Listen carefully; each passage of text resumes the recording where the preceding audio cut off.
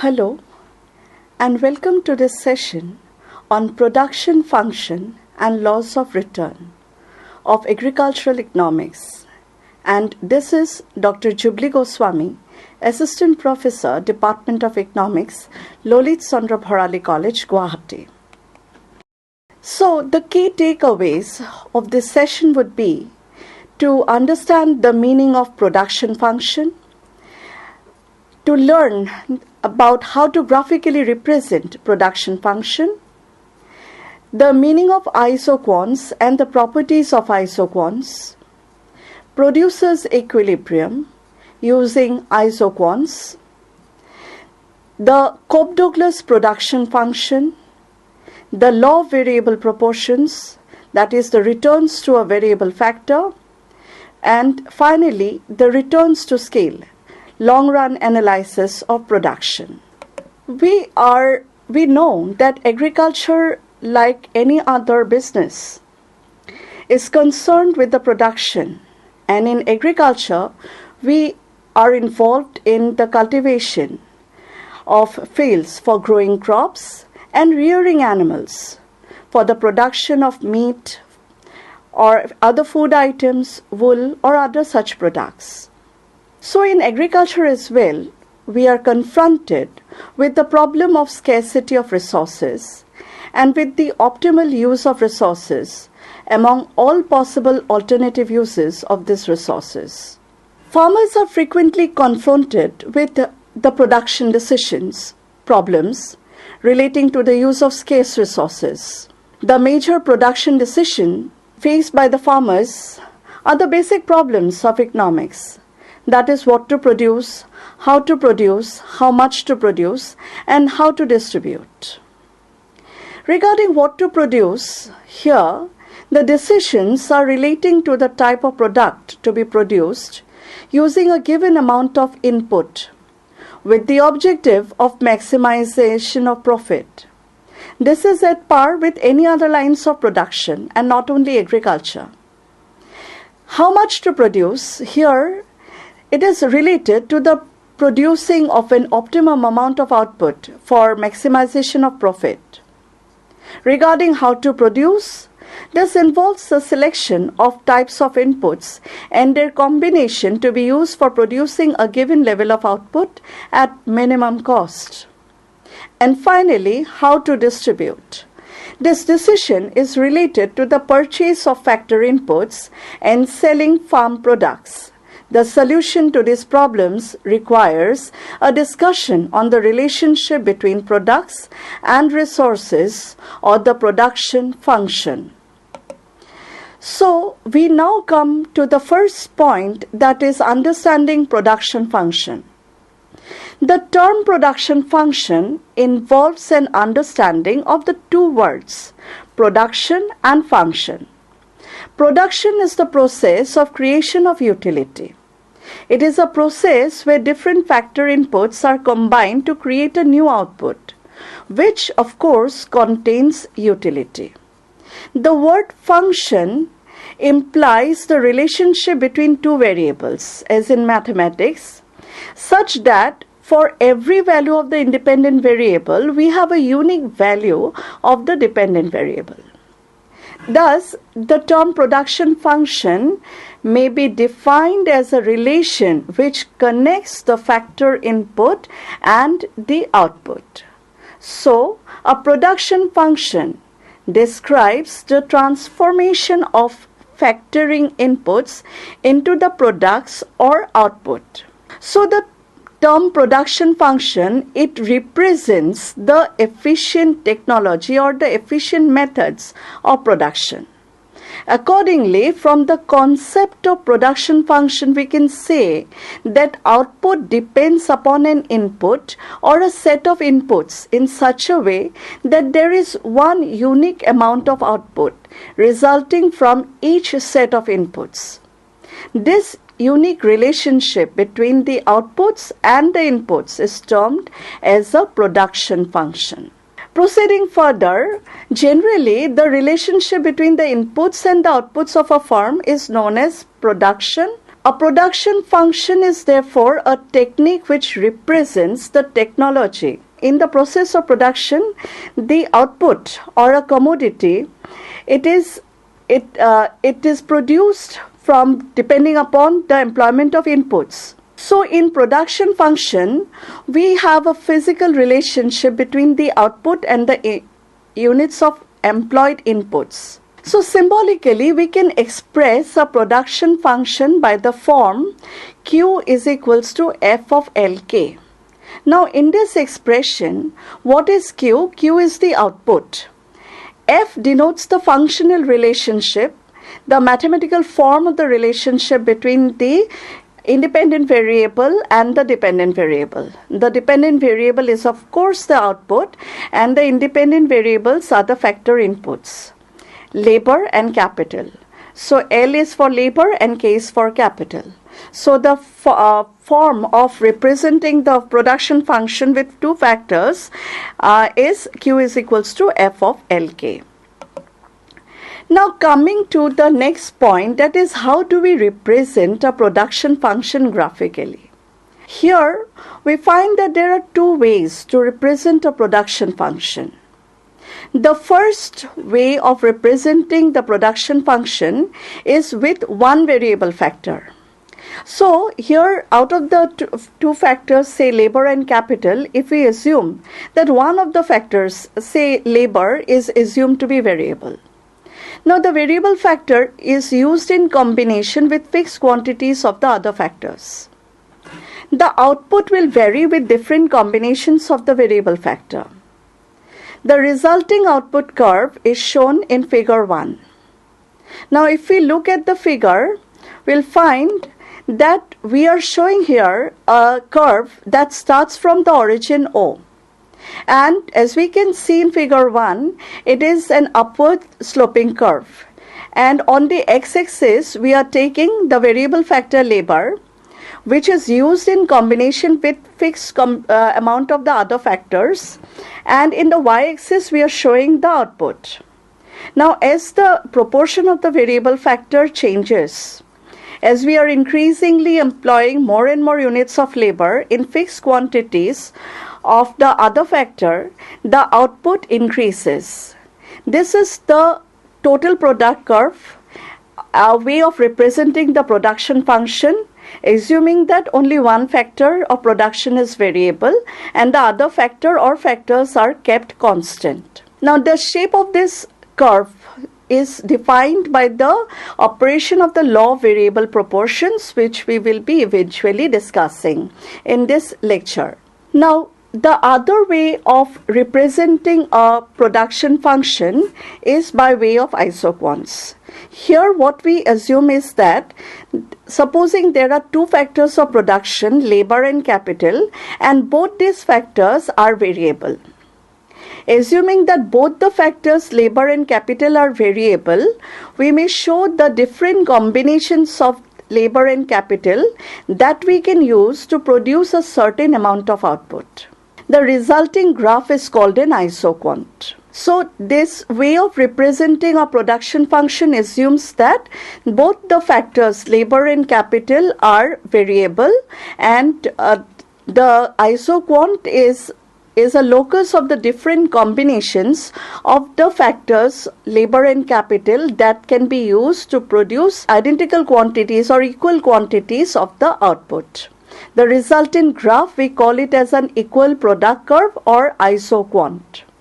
Iso means equal. Now, coming to what is isoquant and what are the properties of isoquant. So, as we have just now said, that isoquant is a way of representing a production function.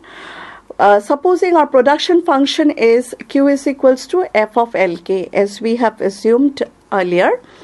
And again, I'm repeating that supposing Q is equals to F of Lk, where Q is the output and L is labor and K is capital. That is, there are two factors of production, labor and capital. what we can assume is that the four factors of production, land, labor, capital, organization, we can assume that we are clubbing land with capital and organization with labor. So supposing we are assuming that there are two factors of production, labor and capital, and we are representing the different quantities of labor and capital that we are using to produce the output under study, and on an isoquant, the different points on the isoquant, they will represent the different quantities of labor and capital that we are using to produce equal amount of output.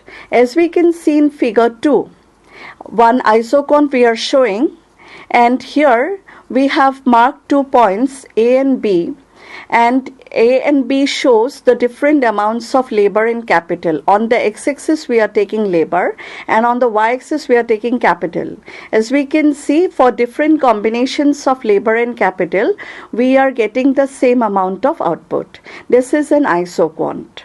Now, isoquant is negatively sloped. Why? Because if we are increasing the proportions of labor, the amount of labor in the production of the commodity, eventually we have to decrease the amount of capital, or proportionate increase in one of the factors, we will have to decrease the amount of the other factor used, because we are producing the same amount of output. Now, the second property of isoquant is that it is convex to the origin. This property is due to the diminishing marginal rate of technical substitution, MRTS that we say. Marginal rate of technical substitution, we may recall that this term is identical to the term marginal rate of substitution that we have come across in a study of consumers' equilibrium. In consumers' equilibrium, we use the tool of indifference curves. And indifference curves are the locus of different combinations of two goods X and Y that yield the same amount of satisfaction to the consumer. The slope of the indifference curve is also convex to the origin, because of diminishing marginal rate of substitution. So what does marginal rate of technical substitution implies? That as we increase the amount of labor, suppose we are increasing the use of labor in the production of the commodity, no doubt there will be decrease in the amount of capital to produce the same amount of output, but eventually the rate of decrease in capital will diminish, and this is why isoquants are convex to the origin. And two isoquants cannot intersect. Two isoquants, they will represent two different quantities of output, and therefore if they are intersecting, then the point of intersection will mean that two different quantities of output are produced by the same quantities of labor and capital, which cannot be. So two isoquants do not intersect with each other, and of course there is not one isoquant but a whole isoquant map, and as we go up the isoquants, they will be representing higher and higher amounts of output. Now, isoquants are a tool that is used to study the producer's equilibrium. The producer's equilibrium, that means where it is optimal for the producer to produce the commodity. So to study the producer's equilibrium, isoquants are used, and together with isoquants we use the isocost line of the producer. Now, what does an isocost line mean? It means the total quantities of labor and capital that can be purchased, the different quantities of labor and capital that can be purchased by the producer utilizing its budget. So, the producer's equilibrium, it can be evaluated in two ways. Either we can assume that the producer wants to produce a certain amount of output, say 200 quantities as we are showing in figure 3, The 200 quantities is represented by the isoquant and labeled 200, and our producer, he wants to produce this 200 quantities of output. Now he will be at the optimal equilibrium point. He will be at an equilibrium point if we can minimize the cost of production. Now this equilibrium is achieved at the point M, as we see in figure 3. Why? Because the point M, it represents a tangency between the isocost 200 and an isocost line GH. Now this point of tangency between the isocost line GH and the isoquant 200, this point is M is the equilibrium point. Why? Because there are 2 points R and T shown on the same isoquant, but R and T, implying the same amount of output, can be produced by using a higher cost. So the producer will be at an equilibrium not at R and T but at a point M. If we go further below M, the producer will not be in equilibrium because he wants to produce 200 units of output. Alternatively, we can look at the same picture of producer's equilibrium in figure 4. Here, the producer wants to produce his output at a minimum cost which is defined by the isocost line. Now this isocost line is tangent to an isoquant from the isoquant map that is given in figure 4, and the point of tangency occurs with the isoquant IQ1 at point E. Now this point E, it represents the producer's equilibrium. Why? Because there are some other points in the figure, if we take a note, that say point F. Now at point F, the budget of the consumer is restricted. We cannot go to point F. Similarly, point P and N are also off reach of the producer given the budget, given the isocost line. N, the other points on the isoquant map, they represent higher costs of production, or the other points would represent production less than that shown by the equilibrium E. So the producer's equilibrium is at point E. Now coming to the second topic, that is the next topic, that is the Cobb-Douglas production function. Now the Cobb-Douglas production function, this production function was developed by C.W. Cobb and D.H. Douglas. The general form of this production function is expressed as Q is equals to A L to the power alpha K to the power beta. Let me again repeat this, that the Cobb-Douglas production function, the general form is Q is equals to A L to the power alpha K to the power beta. Now what does the symbols mean? Q is the output. As we have taken a general form earlier in the discussion that Q is equals to F of L K, we did not define the function F. Now here the function is defined and it is of the form Q is equals to A L to the power alpha K to the power beta. L represents the factor input labor and K capital. Alpha, beta and A are the parameters, Q is the output. Now Cobb-Douglas production function says that alpha plus beta is equals to 1. So this production function is a linear homogeneous production function, meaning that if the factor inputs L and K are raised by some proportion, say lambda, then the output Q will also increase by the same proportion lambda, because alpha plus beta is equals to 1. Now this production function is most commonly used function in economics. Economists are using this production function in different sectors of the economy, especially in agriculture. It is widely used to determine the wage policies, inter-sector comparisons, etc. So this is a very popular production function form, and that was developed by C.W. Cobb and D.H. Douglas. Continuing with our discussion. Now let us go to a very interesting topic, that is the law of variable proportions, that is returns to a variable factor.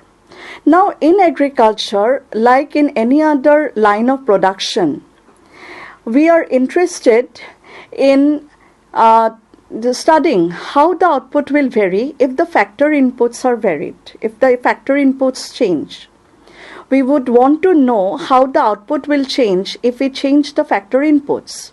Now this law of variable proportions, it is an integral part of economics, explaining the relationship between input and output in production. The law is more relevant in the short run, where at least one factor of production is fixed, like land, and the other factor is variable, like labor. The economists get to understand the changes in variable input proportions affecting the overall process of production and business. So this is the law of diminishing returns that was explained in context of agriculture by Alfred Marshall.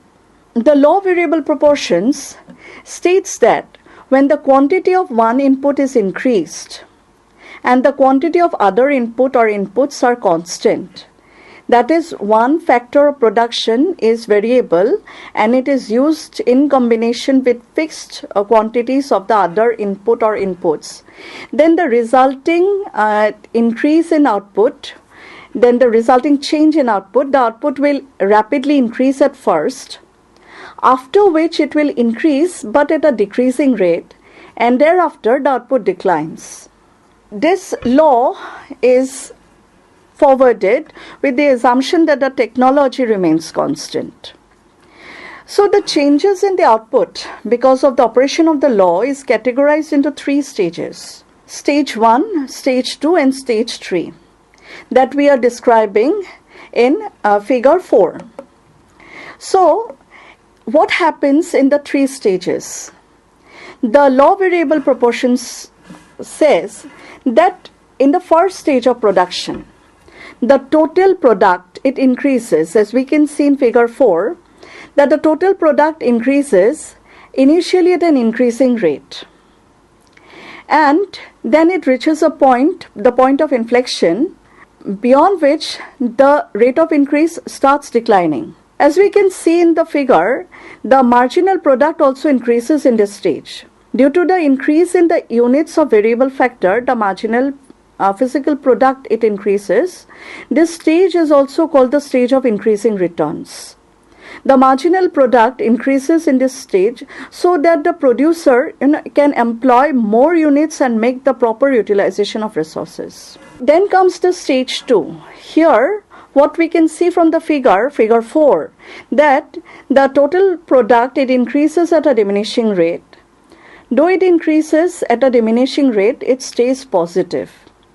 The marginal product decreases due to the increase in the number of units of variables, the variable factor.